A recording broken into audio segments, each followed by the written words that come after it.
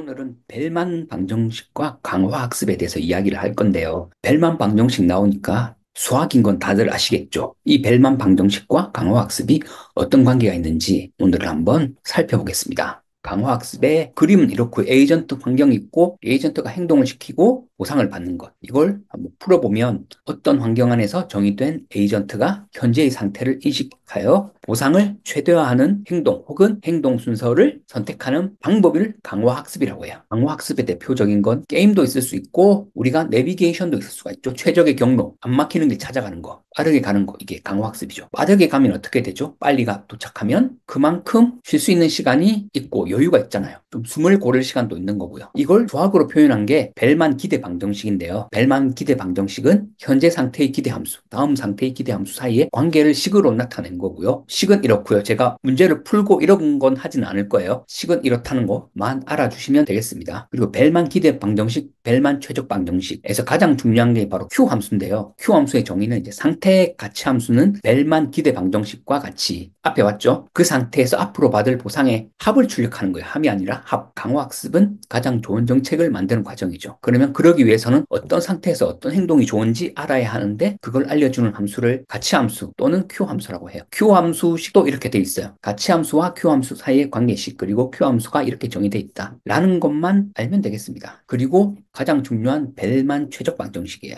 이거는 수많은 정책 중에서 가장 높은 보상을 주는 가치 함수를 찾는 것, 보상을 최대화하는 행동 혹은 행동 순서를 선택하는 방법. 이렇게 얘기를 하면 조금 어려운데 어떤 게 있냐면 저도 집을 가는데 보면 갈래길이 여러 번 나와요. 한 세 번, 네 번 정도 나오는데 그때마다 선택을 제가 해서 가야 되잖아요. 거기서 가장 높은 보상을 주는 건 어떤 거죠? 빨리 가는 길이잖아요. 이걸 찾는 게 벨만 방정식이다, 벨만 최적 방정식이다 이렇게 생각을 하면 돼요. 벨만 최적 방정식은 이렇게 돼 있고요. 지금 그림을 보면 딥러닝 하고 비슷하죠. 그리고 최적의 가치 함수는 최적의 Q 함수 중 맥스 값. 이게 최적의 가치 함수예요. 왜냐하면 보상이 그만큼 제일 커야 되니까요. 그리고 벨만 방정식 적용하는 게 자율주행이죠. 아까 제가 그랬잖아요. 회사에서 집으로 가는 길 세 번의 갈림길이 나와요. 그러면 그 갈림길에서 제가 선택을 해야 되겠죠. 어떤 길로 가면 빨리 가는 길인지. 이때 어떤 걸 염두에 둬야 되죠? 교통 상황을 염두에 둬서 안 막히는 길로 가야 빨리 가죠. 빨리 도착하면 어떻게 되죠? 그만큼 쉬는 시간이 좀 늘어나죠. 이게 바로 벨만 최적 방정식을 적용한 거예요. 자율주행에. 그리고 하나 더 있죠. 알파고. 알파고는 이제 바둑 둘 때 지금 당장 이 수만 보고 하는 게 아니잖아요. 두 수, 세 수, 한 다섯 수 정도 앞을 볼 때 어떻게 해야 돼요? 이걸 앞을 보고 이길 확률이 가장 높은 쪽을 찾는 거잖아요. 거기 바둑돌 두는 거잖아요.